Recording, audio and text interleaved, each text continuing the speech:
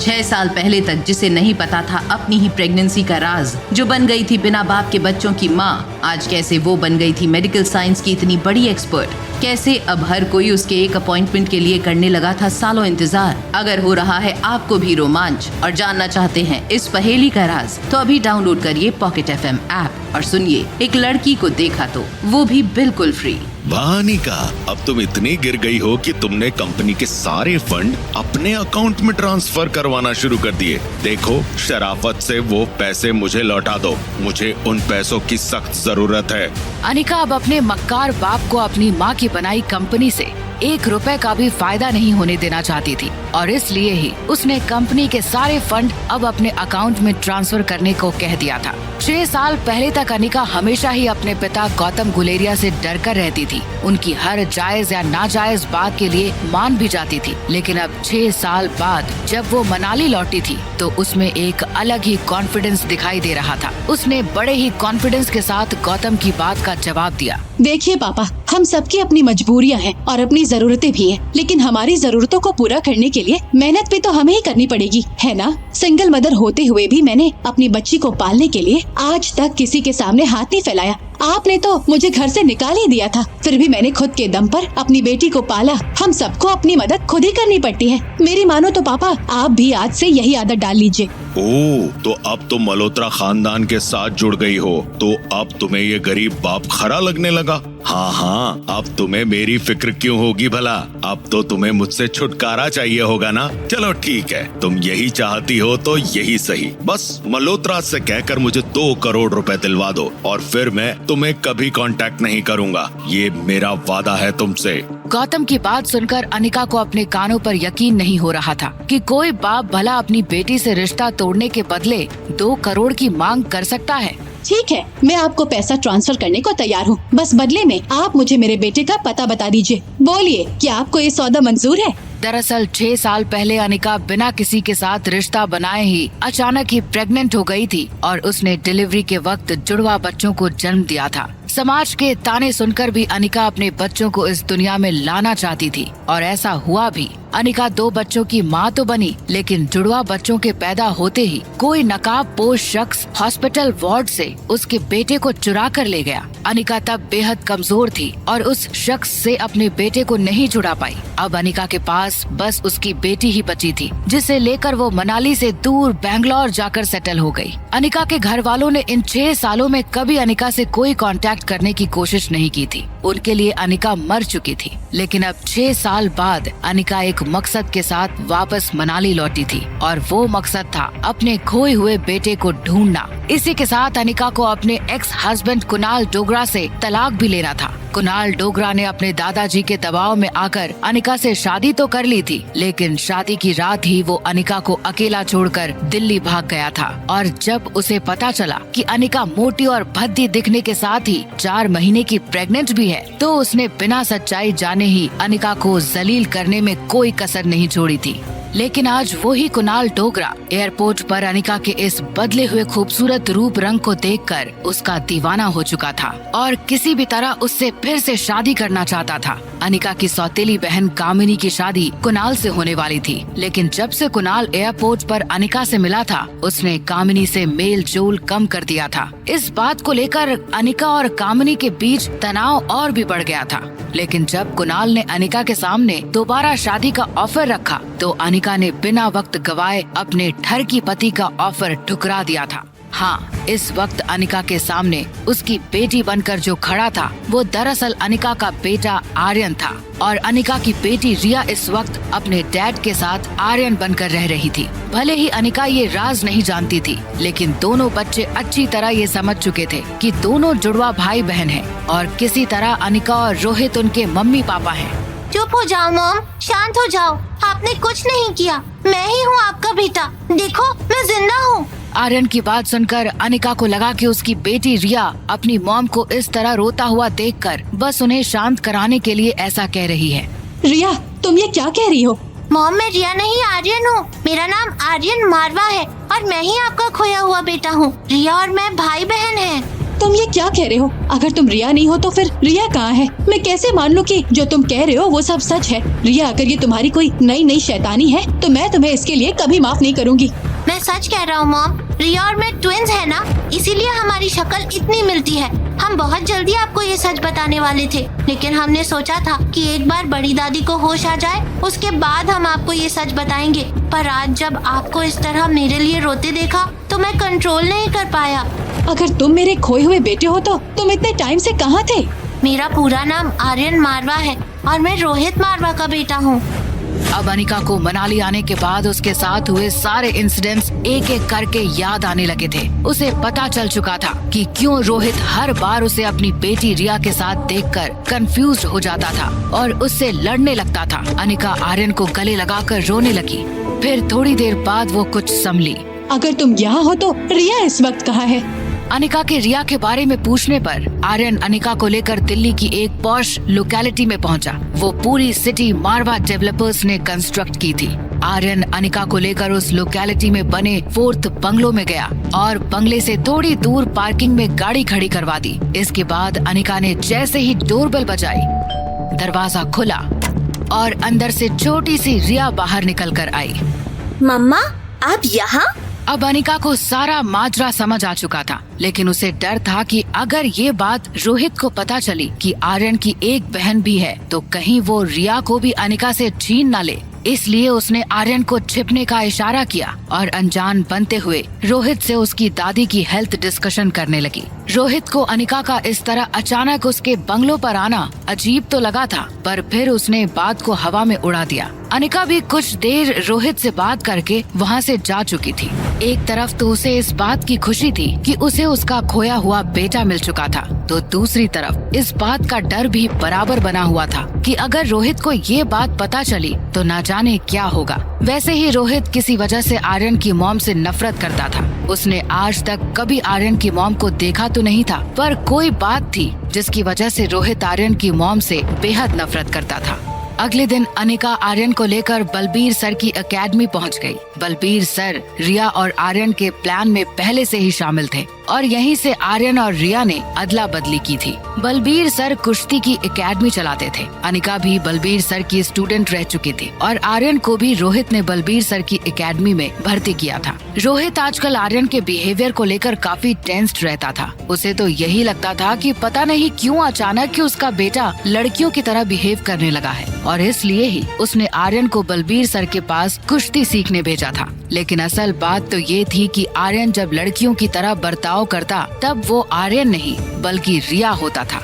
खैर, बलबीर सर की एकेडमी में एक बार फिर रिया और आर्यन की अदला बदली हो चुकी थी और अब एक बार फिर रिया अनिका के पास और आर्यन रोहित के पास जाने वाला था। बच्चों की ये सीक्रेट रोहित का छोटा भाई सनी भी जानता था और इसलिए वो बार बार रोहित से ये जानने की कोशिश करता कि आखिर क्यों रोहित आर्यन की माँ से इतनी नफरत करता था। अनिका भी ये जानना चाहती थी, लेकिन वो जाकर भी रोहित से ये बात पूछ नहीं पा रही थी। अनिका को तो ये भी नहीं पता था कि आखिर वो रोहित के बच्चों की माँ बनी कैसे। अनिका उन दिनों बीमारी की वजह से ज्यादातर नींद में रहती थी या फिर बेहोश रहती थी। तो क्या ऐसी हालत में रोहित ने उसका फायदा उठाया होगा? लेकिन रोहित ऐसा इंसान लगता तो नहीं था। फिर ये सब आखिर हुआ कैसे था? अनिका ने डिसाइड कर लिया था कि जब तक उसे अपने इन सवालों के जवाब नहीं मिल जाते वो रोहित को रिया और आर्यन का सच नहीं बताएगी।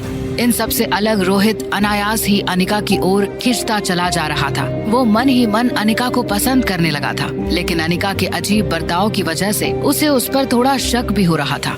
अनिका इन दिनों अपने मामा मामी के साथ उनके ही घर पर रहने लगी थी। अचानक ही मनाली लौटने के बाद वो अपनी माँ स्वाति मल्होत्रा के भाई किशन मल्होत्रा से मिली थी। क्योंकि अनिका की शक्ल हूबहू अपनी माँ से मिलती थी, किशन और उनकी पत्नी अंजलि मल्होत्रा के लिए ये पता लगाना कोई मुश्किल काम नहीं था कि अनिका स्वाति की बेटी थी। जैसे ही किशन और अंजलि को ये पता चला कि अनिका स्वाति की बेटी है, वो उसे अपने साथ घर ले आए। मल्होत्रा हाउस आकर अनिका अपनी नानी माँ से मिली। उसे ये जानकर बहुत दुख हुआ कि उसकी नानी माँ अब देख नहीं सकती थी। उसने मन ही मन फैसला कर लिया कि वो नानी माँ की आँखों की रोशनी रोशनी वापस लाकर रहेगी। पिछले 6 सालों में अपनी मेहनत और लगन से अनिका ने मेडिकल साइंस की दुनिया में अपनी एक खास पहचान बना ली थी। अब लोग उसे वर्ल्ड की बेस्ट न्यूरोसर्जन डॉक्टर अमृता के नाम से जानते थे। हाँ, लेकिन इतना नाम कमाने के बाद भी अनिका ने अपनी ये पहचान सबसे छिपाकर ही रखी थी। उसने अपने मामा मामी के सामने भी ये बात कभी जाहिर नहीं होने दी कि साधारण सी दिखने वाली उनकी भांजी अनिका ही फेमस डॉक्टर अमृता है। लेकिन फिर अनिका को पता चला कि उसके मामा की कंपनी मल्होत्रा फार्मेसी एक बहुत बुरे दौर से गुजर रही है। मल्होत्रा फार्मेसी आयुर्वेदिक मेडिसिन बनाने में एक जमाने में नंबर 1 पोजीशन पर हुआ करती थी। लेकिन अनिका की मां स्वाति के जाने के बाद अब पिछले कुछ सालों से उनकी छोटी बहन शीला ने कंपनी को संभालने की कोशिश तो की, पर वो स्वाति जितनी केपेबल साबित नहीं हुई। कंपनी की रेपुटेशन और मार्केट शेयर लगातार गिरने लगे थे। शीला मासी, किशन मामा और अंजलि मामी अभी हॉल में बैठकर कंपनी की हालत डिस्कस कर ही रहे थे कि अनिका भी वहां आ गई। तुम्हारी बहन स्वाति अगर वो खानदानी किताब लेकर भागी ना होती तो आज हम इतनी बड़ी मुसीबत में तो नहीं फंसते। वो किताब हमारे एंसेस्टर्स हमारे लिए छोड़ गए थे। आखिर हिम्मत कैसे हुई उसकी उस किताब को अपने साथ ले जाने की? मुझे लगता है हम इसमें अनिका की मदद ले सकते हैं। आखिर वो भी तो एक डॉक्टर है। स्वाति की मौत के वक्त अनिका बस 1.5 साल की थी। उसे भला क्या समझ होगी आयुर्वेदिक मेडिसिन की? डॉक्टर होने में और दवाइयाँ बनाने में बहुत फर्क होता है। वहाँ बैठे किसी ने भी इस ओर अब तक ध्यान नहीं दिया था कि अनिका वहाँ अपने साथ कुछ लेकर आई थी। लेकिन जैसे ही अनिका वहाँ बैठने को हुई कि अचानक ही उसके हाथ से एक थैली जमीन पर गिरी। उस थैली में कुछ दवाइयों की शीशी थी जो अब जमीन पर बिखर चुकी थी। उन्हें देखकर शीला मासी एकदम से चौंक गईं। उनके पूछने पर अनिका ने बताया कि वो नानी माँ की आंखों के लिए कुछ आई ड्रॉप्स और दवाइयाँ लाई थी। दरअसल आज सुबह ही अनिका ने एक केमिस्ट के पास जाकर अलग अलग कंपोजिशन की ये दवाइयाँ अपने इंस्ट्रक्शन पर बनवाई थी। लेकिन शीला मासी को अनिका की लाई हुई उन दवाइयों पर बिल्कुल भरोसा नहीं हुआ और उन्होंने वो दवाइयाँ नानी माँ को देने से मना कर दिया। लेकिन अभी शीला मासी अनिका की लाई हुई वो दवाइयाँ फेंक देती, नानी माँ ने वहाँ आकर शीला मासी को रोक दिया। अनिका ने चुपचाप दवाइयाँ उठाई और नानी माँ के पास आ गई। नानी माँ ने जैसे ही उन दवाइयों की सुगंध महसूस की, उन्होंने खुश होते हुए कहा, बेटा ये खुशबूदार चीज क्या है? मेरे लिए ताज़ा फूल लाई हो? हाँ, सोचा होगा बूढ़ी नानी देख तो नहीं सकती, महक से ही खुश हो जाएंगी। नहीं नानी माँ, ये कोई फूल नहीं है, कुछ दवाइयाँ लाई थी आपके लिए। ये कुछ आई ड्रॉप्स हैं और कुछ दवाइयाँ हैं जो आपको सुबह खाली पेट लेनी है। नानी माँ को इस बात का भरोसा तो नहीं था कि इन दवाइयों की वजह से उनकी आंखों की रोशनी वापस आ सकती है, लेकिन फिर भी अनिका का दिल रखने के लिए वो ये दवाइयाँ लेना चाहती थी। अनिका जानती थी कि दवाइयों को अपना काम करने में कुछ वक्त तो लगेगा, इसलिए उसने शीला मासी से 7 दिनों का टाइम ले लिया था। शर्त ये थी कि अगर 7 दिनों में नानी माँ की आंखों की रोशनी वापस नहीं आती तो अनिका को मल्होत्रा हाउस छोड़कर हमेशा के लिए जाना होगा। अगले ही दिन नानी माँ की सूजी हुई आंखें और आंखों के चारों ओर बने बड़े से लाल घेरे को देखकर सभी परेशान हो गए थे। लेकिन अनिका ये सब देखकर खुश हो रही थी, क्योंकि इस सब का मतलब था कि दवाइयाँ अपना काम कर रही थी। अनिका ने सबको समझाया और 7 दिनों तक इंतजार करने को भी कहा। वाकई 7 दिन बाद नानी माँ की आंखों की रोशनी लौट चुकी थी। शीला मासी भी ये देखकर बिल्कुल हैरान रह गई थी। उन्होंने अनिका से दवाइयों के बारे में जानने की कोशिश की तो उसने बहाना बना दिया कि वो ये दवाइयाँ किसी केमिस्ट से पूछ कर लाई थी। अनिका का ये बहाना सुनकर एक बार फिर शीला मासी ने मल्होत्रा हाउस में हंगामा खड़ा कर दिया। वो बस किसी भी तरह अनिका को बेइज्जत करके मल्होत्रा हाउस से बाहर निकलवाना चाहती थी। लेकिन अभी वो ये कर पाती कि तभी नानी माँ वहाँ आ गई और उन्होंने एक जोरदार थप्पड़ शीला के गाल पर जड़ दिया।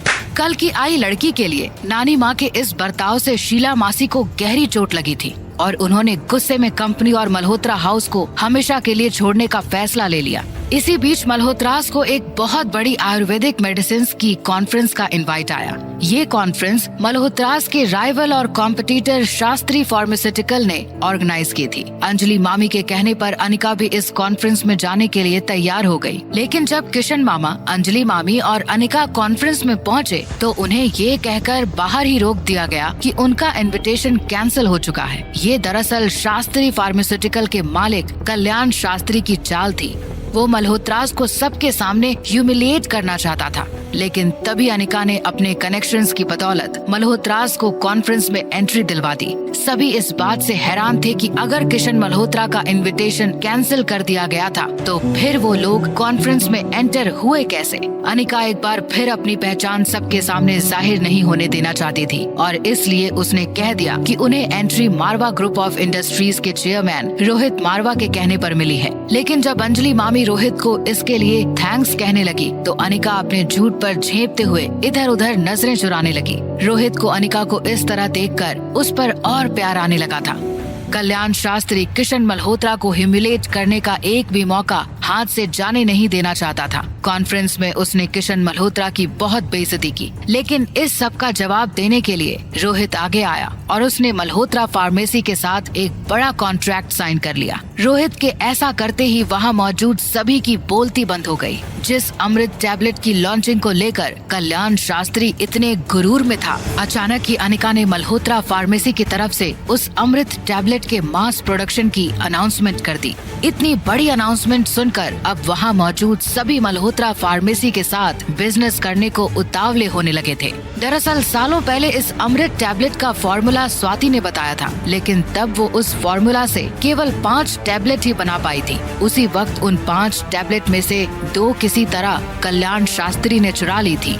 स्वाति के बनाए फॉर्मूले से तो अमृत टैबलेट का मास प्रोडक्शन इम्पॉसिबल बात थी, लेकिन अनिका ने अपने नॉलेज और एक्सपीरियंस से उस फॉर्मूले में फेर बदल कर उसे इस लायक बना दिया था कि अब अमृत टैबलेट की मास प्रोडक्शन पॉसिबल थी। उसने वो फॉर्मूला किशन मामा की बेटी श्वेता को दिया था ताकि वो उसे लैब में टेस्ट करने के बाद अमृत टैबलेट को मार्केट में लॉन्च कर सके। जैसे ही अनिका को श्वेता से कंफर्मेशन मिली, उसने अमृत टैबलेट के लॉन्च की अनाउंसमेंट कर दी। अब मल्होत्रा फार्मेसी को अमृत टैबलेट के मार्केट में आते ही बड़ा मुनाफा होने वाला था और एक बार फिर मल्होत्रा फार्मेसी सफलता की नई ऊंचाइयां छूने वाला था। ये सब देखकर कॉन्फ्रेंस में आई शीला मासी की आंखें फटी की फटी रह गई थी। उन्होंने अनिका को बेइज्जत करने के लिए क्या कुछ नहीं किया था, लेकिन आज उसी अनिका ने सबके सामने उनके परिवार की इज्जत बचाई थी। अभी अभी उस कॉन्फ्रेंस हॉल में जो कुछ भी हुआ था, उससे कल्याण शास्त्री को अपने सपने टूटते हुए नजर आने लगे थे। अब उसे अनिका में अपना फ्यूचर दिखाई देने लगा था। उसने बड़ी ही चालाकी से अनिका के सामने उसे अपना स्टूडेंट बनाने का प्रपोजल रख दिया। कल्याण शास्त्री जानता था कि अगर अनिका उसकी स्टूडेंट बन गई तो एक बार फिर कल्याण शास्त्री और शास्त्री फार्मास्यूटिकल का नाम रिस्पेक्ट के साथ लिया जाने लगेगा। लेकिन अनिका ने कल्याण शास्त्री का ये प्रपोजल ठुकरा दिया। दूसरी तरफ वहाँ कॉन्फ्रेंस हॉल में एक ऐसा शख्स भी मौजूद था जिसे इस वक्त अमृत टैबलेट की बहुत जरूरत थी। उस शख्स का नाम था आकाश गुलेरिया। आकाश के चाचा करण गुलेरिया इस वक्त जिंदगी और मौत के बीच झूल रहे थे और अगर वक्त रहते उन्हें अमृत टैबलेट मिल जाती तो उनके ठीक होने के चांसेस काफी बढ़ सकते थे। अनिका को जब इस बात का पता चला तो उसने सामने से आकाश गुलेरिया की ओर मदद का हाथ बढ़ाया। लेकिन हैरानी की बात ये थी कि अब तक अमृत टैबलेट की मुंह मांगी कीमत अदा करने को तैयार आकाश गुलेरिया ने अनिका का ऑफर ये कहकर ठुकरा दिया कि अगर उसके चाचा को पता चला कि उसने ये टैबलेट मल्होत्रा फार्मेसी से खरीदी है तो वो इसे कभी एक्सेप्ट नहीं करेंगे।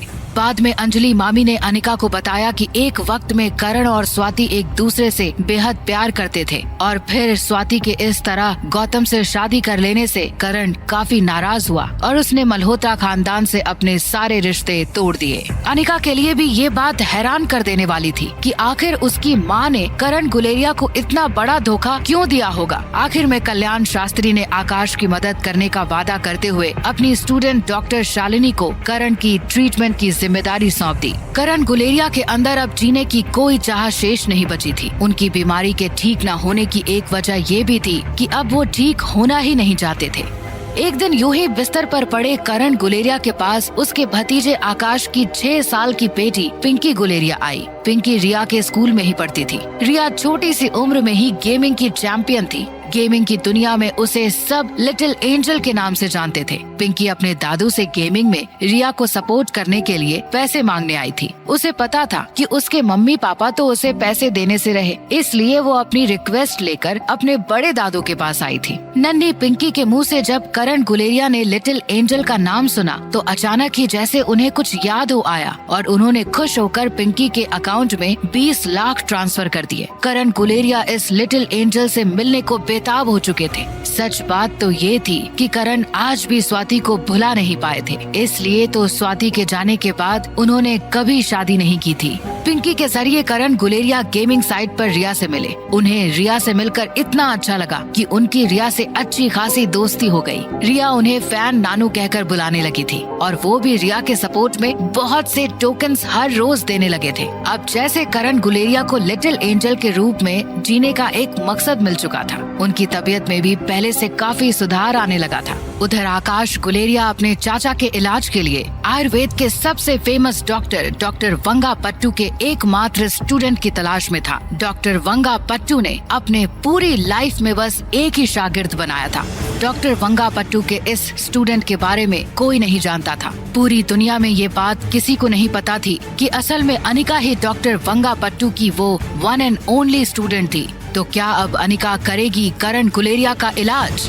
दूसरी तरफ रोहित अपने छोटे भाई सनी की गेमिंग हैबिट से काफी परेशान था। वो अपने भाई सनी की जासूसी करते हुए गेमिंग साइट पर लिटिल एंजल यानी रिया से मिला। रोहित को लिटिल एंजल की आवाज जानी पहचानी सी लगी और वो उसकी तरफ अट्रैक्ट हुए बिना नहीं रह सका। रिया ने जब गेमिंग साइट पर रोहित को देखा तो वो उसे फैन डैडी कहकर बुलाने लगी। रोहित अब हर रोज ही लिटिल एंजल के लिए गेमिंग साइट पर लॉगिन करने लगा था। दोनों के बीच एक अलग ही जुड़ाव बन रहा था। दूसरी तरफ रोहित को रह रहकर अनिका भी बहुत याद आ रही थी और रोहित ने अनिका को एक लंच डेट के लिए मना ही लिया। लेकिन लंच डेट पर भी रोहित और अनिका के रिश्ते सुलझने के बजाय उनके बीच एक छोटी मोटी सी लड़ाई और हो गई और अनिका नाराज होकर वापस आ गई। अनिका वापस घर जा ही रही थी कि तभी उसे रिया के स्कूल से कॉल आया।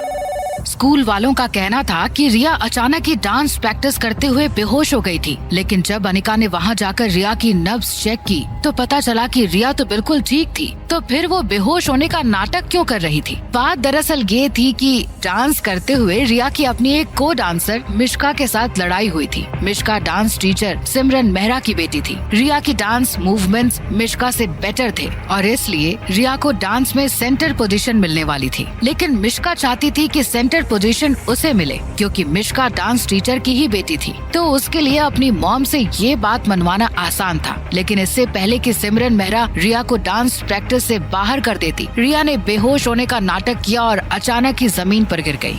अनिका को जब ये बात पता चली तो उसने सिमरन को चैलेंज कर दिया कि वो एक हफ्ते बाद रिया की परफॉर्मेंस जज करने के लिए उससे बेटर डांसर को लेकर आएगी। सभी जानते थे कि अगर पूरे शहर में सिमरन मेहरा से बेहतर कोई डांस कर सकता था तो वो बस श्रेया अय्यर ही थी।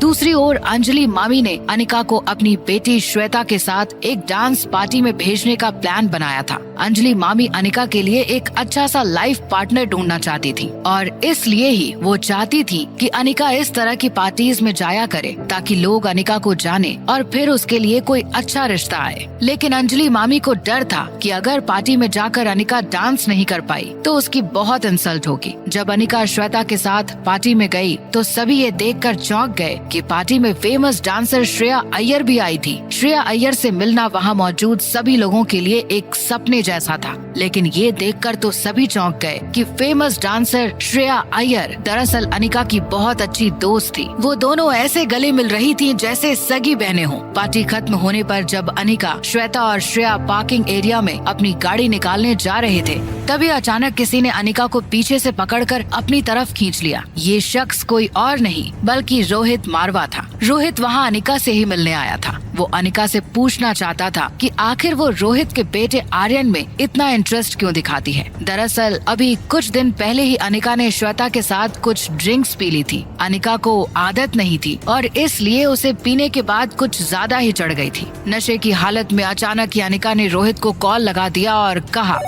मिस्टर मारवा, मैं आपके बेटे को खरीदना चाहती हूँ। रोहित को अनिका की बात सुनकर यही लगा था कि वो शायद उसे शादी का प्रपोजल देना चाहती है। उसे अनिका का कहने का अंदाज यूनिक लगा और वो इस पर बात करने के लिए ही पार्किंग एरिया में अनिका का वेट कर रहा था। जैसे ही रोहित को मौका मिला वो अनिका को पकड़कर दो कार के बीच में ले आया। इस वक्त अनिका और रोहित एक दूसरे के बेहद करीब आ चुके थे। रोहित तो अनिका को देखते हुए ये भी भूल चुका था कि वो वहाँ अनिका से क्या पूछने आया था। अनिका ने रोहित को जोर से धक्का देने की कोशिश की, लेकिन रोहित ने अपनी ग्रिप अनिका पर मजबूत मजबूती से बनाई हुई थी। मिस्टर मारवा, ये क्या हरकत है? क्या चाहते हैं आप? आप मेरे बेटे को खरीदना चाहती है ना? क्या दाम लगाया था आपने मेरे बेटे का? क्या कीमत चाहते हैं आप? बताइए। I want you। अनिका ने जब रोहित का जवाब सुना तो उसका मुंह खुला का खुला रह गया।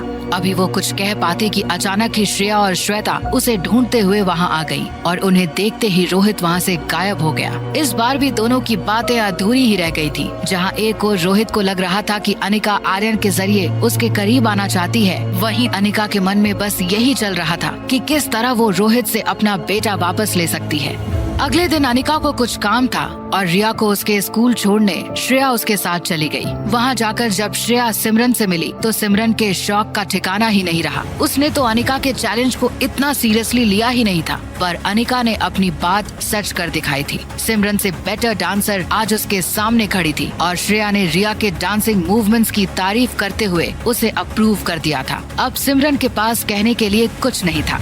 दूसरी तरफ अंजलि मामी अपनी भाभी मीनाक्षी राय चंद की मदद से अपनी कुछ सेविंग स्टॉक मार्केट में इन्वेस्ट करने का प्लान किया था, लेकिन ऐन वक्त पर अनिका ने उन्हें ऐसा करने से मना कर दिया, क्योंकि अनिका जानती थी कि जिस रियल स्टेट सेक्टर में अंजलि मामी इन्वेस्ट करना चाहती थी वो आने वाले कुछ दिनों में बुरी तरह क्रैश करने वाला था। अनिका की बात मानते हुए जब अंजलि मामी ने अपनी भाभी को मना किया तो मीनाक्षी राय चंद उन्हें खरी खोटी सुनाने लगी। यहाँ तक कि उन्होंने अंजलि मामी पर हाथ भी उठा दिया। ये सब देखकर अनिका को भी गुस्सा आ गया और उसने अंजलि मामी की साइड लेते हुए मीनाक्षी को एक जोरदार थप्पड़ जड़ दिया। अब मीनाक्षी ने अपने इस थप्पड़ का बदला अनिका से लेने की ठान ली थी। अभी तो वो चुपचाप चली गई थी, लेकिन वो अब चुप बैठने वाली नहीं थी।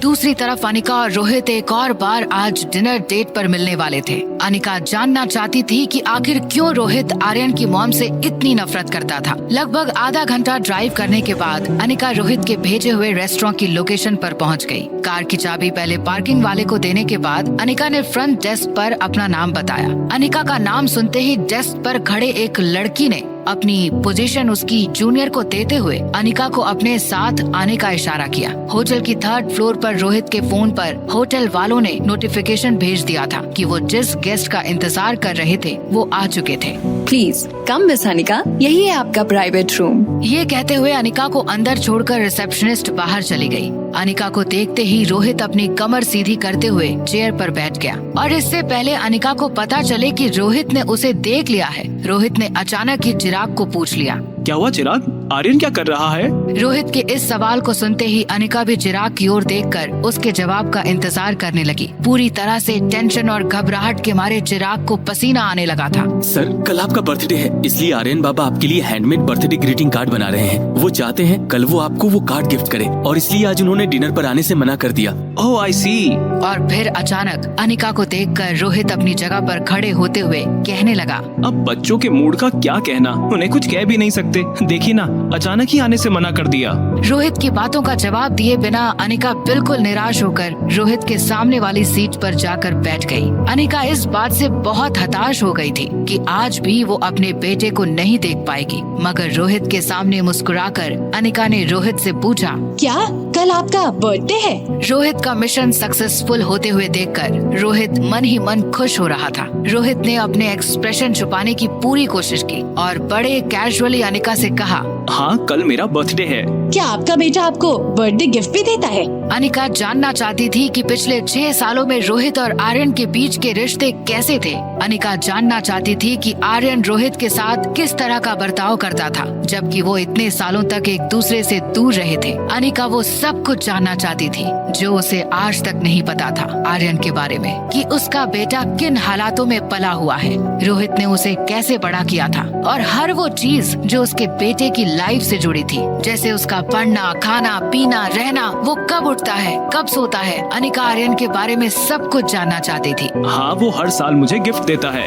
कहीं न कहीं अनिका को रोहित की इस बात पर जेलसी भी हो रही थी और कहीं न कहीं उसे अपने बेटे पर बहुत गर्व महसूस हो रहा था। इतनी सी उम्र में भी आर्यन इतना समझदार था, वरना रिया तो हर साल लगभग अनिका का बर्थडे भूल जाती थी। और जब उसे पता चला था कि आज मम्मा का बर्थडे है तो झूठी तारीफों के पुल बांधकर किसी न किसी तरह अपनी मम्मा को मना लेती थी। मगर अनिका को ये जानकर बहुत खुशी हुई कि आर्यन ऐसा बिल्कुल नहीं था। वो लोगों की और रिश्तों की अहमियत समझता था और उसने बिना सोचे सामने वहाँ खड़े चिराग से पूछ लिया कि क्या वो रोहित की पार्टी अटेंड कर सकती है। रोहित ने देखा कि अनिका के इस सवाल से चिराग बिल्कुल टेंस हो गया था। उसे पता नहीं चल रहा था कि वो क्या जवाब दे, क्योंकि इस सवाल की तो उसने प्रैक्टिस ही नहीं की थी। रोहित ने मामला संभालते हुए अनिका से कहा, ऑफ कोर्स आप आ सकती हैं। In fact it will be my pleasure. मैं बहुत क्यूरियस हूँ ये जानने के लिए कि आपके छोटे से बेटे ने आपके लिए कार्ड में क्या लिखा है। क्या मैं कल उसका लिखा कार्ड पढ़ सकती हूँ?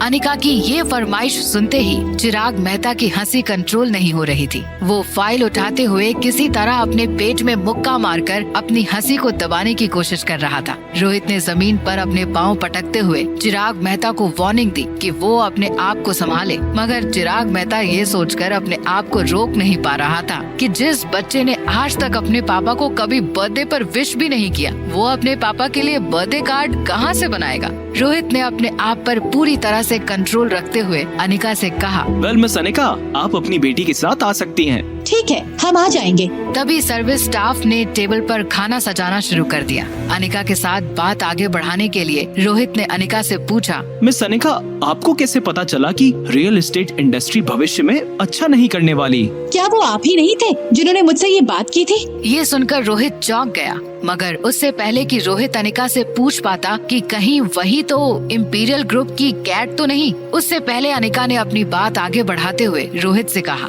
मैंने सुना है कि मिस्टर मेहरा ने आपको रियल एस्टेट प्रोजेक्ट में पार्टनरशिप ऑफर की थी, मगर आपने उस पार्टनरशिप को ठुकरा दिया था। जब रोहित को पता चला कि अनिका इस वजह से शायद ये जान गई थी कि रियल एस्टेट बिजनेस फ्यूचर के लिए अच्छा नहीं था, रोहित ने अपनी चम्मच में निवाला भरते हुए अनिका से कहा, हाँ, मगर लोग तो ये भी कहते हैं कि मैंने वो पार्टनरशिप डील इसलिए ठुकरा दी क्योंकि उस दिन मेरा मूड सही नहीं था। अगर आपने सारे डिसीजन अपने मूड के मुताबिक लिए होते तो मुझे नहीं लगता कि मारवा ग्रुप ऑफ इंडस्ट्री आज जिस मुकाम पर है उस मुकाम पर पहुंची होती। रोहित, जिसने कभी भी किसी की तारीफ सुनकर आज तक कभी कोई रिएक्शन नहीं दिया था, आज अनिका के मुंह से अपनी तारीफ सुनकर उसके चेहरे की चमक छुप नहीं रही थी। जब अनिका ने उसकी बिजनेस सेंस की तारीफ की तो अचानक ही रोहित का मूड पहले से और ज्यादा बेहतर हो गया था। रोहित को अपने आसपास सब कुछ गुलाबी नजर आने लगा था। अनिका का ध्यान रोहित के कान पर पड़ा। रोहित अपने चेहरे पर आई मुस्कुराहट को तो छुपाने में कामयाब हो गया था, मगर क्योंकि रोहित ब्लश कर रहा था, उसके कान बिल्कुल लाल हो गए थे। अनिका ने कभी सपने में भी नहीं सोचा था कि उसकी एक छोटी सी तारीफ देश और दुनिया के इतने बड़े बिजनेस टाइकून को ब्लश करने पर मजबूर कर सकती थी। जब अनिका ने गौर से रोहित के चेहरे की ओर देखा तो रोहित की जो इमेज थी एक श्रूड बिजनेसमैन होने की, वो कहीं ना कहीं उसके असली चेहरे में मिसिंग लगी। दरअसल रोहित एक छोटा सा बच्चा था जिसे कोई भी आकर कभी भी बुली कर सकता था। अब अचानक ही अनिका को भी अपने आसपास सब कुछ गुलाबी नजर आने लगा था। रूम में बज रहा म्यूजिक अचानक रोमांटिक साउंड करने लगा था। डिनर करने के बाद रोहित और अनिका दोनों कार पार्किंग में साथ साथ चलकर कार पार्किंग में गए। पहुंचने से पहले अनिका और रोहित को होटल के मेन हॉल से गुजर के जाना था। जैसे ही रोहित और अनिका हॉल से कुछ बातें करते हुए गुजर रहे थे, अचानक अनिका की नजर रेस्टोरेंट में उड़ते हुए एक पर्दे की तरफ गई। अनिका को लगा जैसे उसने किसी जाने पहचाने से चेहरे को उस पर्दे के पीछे देखा था, मगर जब पर्दा फिर से अपनी जगह पर जाकर रुक गया, अनिका फिर से रोहित के साथ बातें करते हुए आगे चलने लगी। कुछ देर बाद फिर से एक हवा का झोंका आया और पर्दा फिर से ऊपर उठ गया। अनिका ने फिर से जब उस दिशा में देखा तब उसने एक व्हाइट सूट पहने आदमी को मेन्यू में देखकर कुछ पढ़ते हुए देखा। अनिका एक पल के लिए सांस लेना भूल गई। इससे पहले कि वो उस चेयर पर बैठे हुए इंसान को ठीक से देख सके, पर्दा फिर से गिर गया और वो इंसान अनिका की नजरों के सामने से गायब हो गया। कार पार्किंग में जाकर रोहित ने अनिका को फिर से याद दिलाते हुए कहा, कल दोपहर को आपसे फिर मुलाकात होगी। मैं अपने घर का लोकेशन आपको भेज दूंगा और पार्टी का इनविटेशन भी। आप अपनी बेटी को लेकर जरूर आ जाइएगा। मैं जरूर आऊंगी, तो कल दोपहर को मुलाकात होगी। सी यू। अनिका को बाय कहते हुए रोहित की नजरें अनिका की कार पर जमी रही। फिर चिराग मेहता रोहित के पास आकर धीरे से उसके कान में कहने लगा, मिस्टर रोहित, आप एक चीज भूल रहे हैं। कल मिस अनिका जब घर कराएंगे आपकी बर्थडे पार्टी में, तो वो आर्यन बाबा का लिखा हुआ ग्रीटिंग कार्ड जरूर पढ़ना चाहेंगी। रोहित चिराग को हैरानी से देखने लगा। अब क्या करेगा रोहित?